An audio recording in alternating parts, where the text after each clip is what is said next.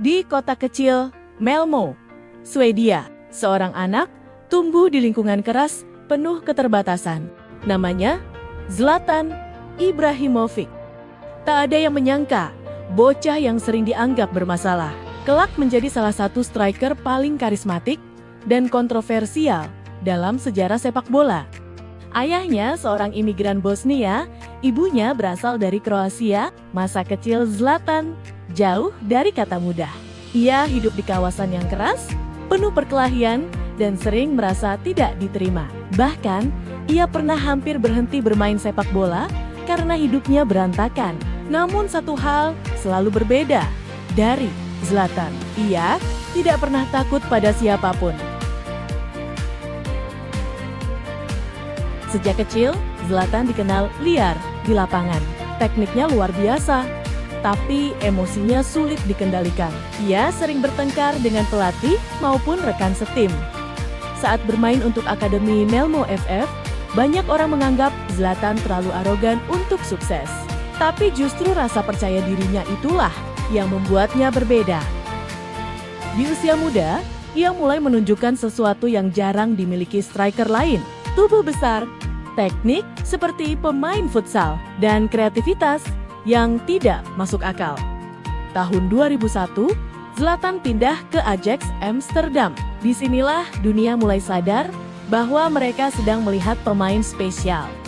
Awalnya ia kesulitan. Banyak kritik datang karena gaya bermainnya dianggap terlalu egois. Tapi Zlatan perlahan berkembang menjadi monster di lini depan. Dari sini, klub-klub besar Eropa mulai antre menginginkannya. Di antaranya Arsenal dan AS Roma.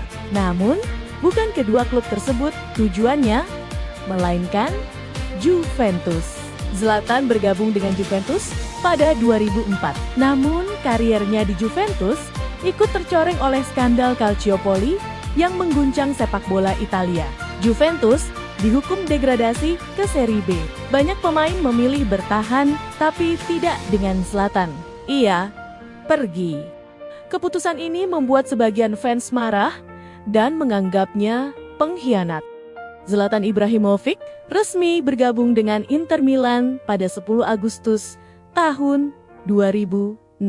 Selama membela Nerazzurri hingga 2009, ia sukses mencatatkan 57 gol dan memenangkan 3 gelar Scudetto berturut-turut. Di masa ini, ia benar-benar berada di puncak kekuatan fisik dan kemampuan individunya. Tapi, Zlatan masih merasa kurang. Ia ingin menaklukkan Eropa. Tahun 2009, Zlatan pindah ke FC Barcelona dan bermain di bawah pelatih legendaris Pep Guardiola. Di atas kertas, ini terlihat seperti pasangan sempurna, namun kenyataannya berbeda. Zlatan merasa kehilangan kebebasan bermain, sementara Guardiola ingin sistem tim berjalan sempurna. Dua ego besar akhirnya bertabrakan. Meski sempat mencetak banyak gol, hubungan mereka memburuk. Zlatan bahkan secara terbuka mengkritik Guardiola setelah hengkang dari Barcelona.